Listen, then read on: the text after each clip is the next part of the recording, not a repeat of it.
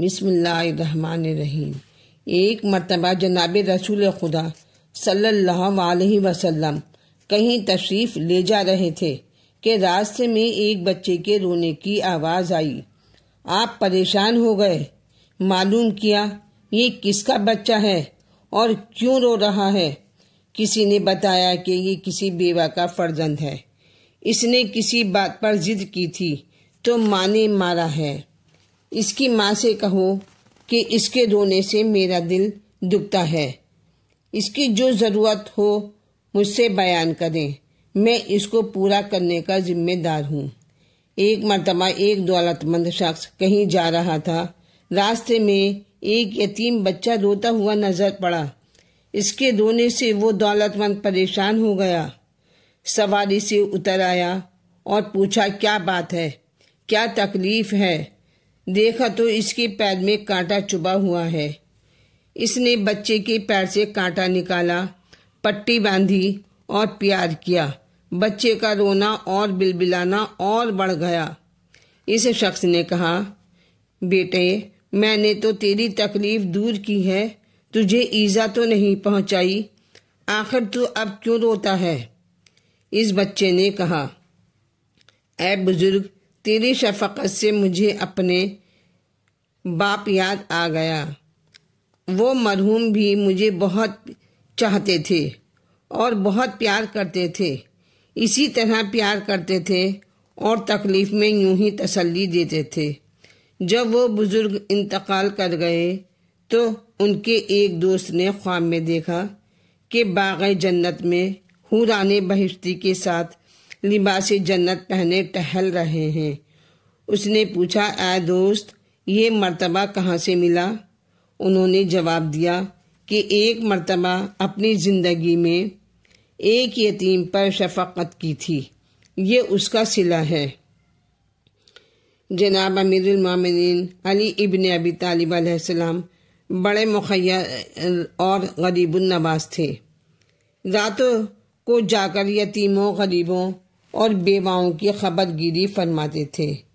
شب کے اندھیرے میں دوش مبارک پر خرمے اور اناج لاد کر غرباء میں تقسیم فرماتے تھے، اور جب یتیم اور غریب لینے آتے تو اپنے چہرے پر نقاب ڈال لیتے تھے تاکہ لینے میں شرم نہ محسوس ہو۔ تمام زندگی آپ کا یہی معمول رہا، اور جب 19ویں ماہ رمضان المبارک کو آپ زخمی ہو گئے اور 21ویں کو شہادت ہوئی اور ضرورت مندوں کو کھانا نہ پہنچا تو معلوم ہوا کہ بے وارثوں کا مددگار اور یتیموں کا پرستال غریبوں کے آقا علی ابن ابی طالب تھے۔ لا وارث اور بے سہارا بچے بھوک سے بے چین ہو کر کہتے تھے، آج ہمارا محسن نہیں آیا۔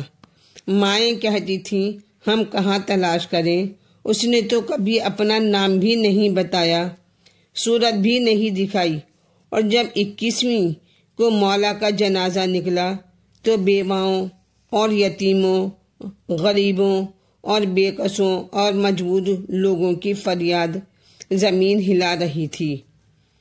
کوفے کی سکونت کے زمانے میں ایک بار امیر المومنین بازار سے نکلے، دیکھا کہ ایک عورت غلہ کی بوری سر پر اٹھائے جا رہی تھی۔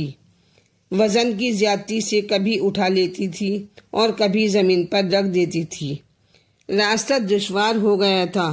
آپ نے پوچھا، اے ضعیفہ تیرا شوہر کہاں ہے جو اس فرض کو انجام دے رہی ہو؟ اس نے کہا، اللہ کے گھر سدھار گئے، اس لیے سب کام مجھے ہی کرنے پڑتے ہیں۔ یہ سن کر آپ کا دل تڑپ گیا، اس کا بوجھ اٹھا لیا اور اس کے گھر پہنچا دیا۔ فرمایا، بی بی میرا دل تیری خدمت سے سیر نہیں ہوا، کچھ کام اور بتا۔ عورت نے آپ کا شکریہ ادا کیا، اور جب آپ نے خدمت کے لیے اصرار کیا تو کہنے لگی، اللہ کے نیک بندے تو میرے بچوں کو بہلا، یہ بہت بھوکے ہیں، میں پانی بھر کر لاتی ہوں اور آٹا پیس لوں اور روٹی تیار کر لوں۔ آپ نے فرمایا، بہن بچے ماں سے اچھی طرح بہل جائیں گے۔ تم بچوں کو بہلاؤ، باقی سب کام میں کروں گا۔ آپ مشق لے کر گئے اور پانی بھر کر لائے اور کہا اب تم روٹیاں تیار کر لو، میں بچوں کو بہلاتا ہوں۔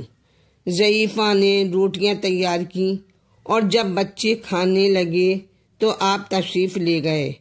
عورت نے کہا اے خدا کے نیک بندے، اپنا نام تو بتاتا جا۔ فرمایا تجھے نام سے کیا کام، میں نے جو کچھ خوشنودی خدا کے لیے کیا ہے۔ ہاں اللہ سے دعا کر کہ وہ مجھ سے راضی رہے۔ اس ضعیفہ کی ہمسائی دیکھ رہی تھی۔ اس نے کہا تو جانتی ہے یہ کون تھے؟ ضعیفہ نے کہا نہیں۔ وہ بولی یہ بادشاہ وقت خلیفۃ المسلمین علی ابن ابی طالب علیہ السلام تھے۔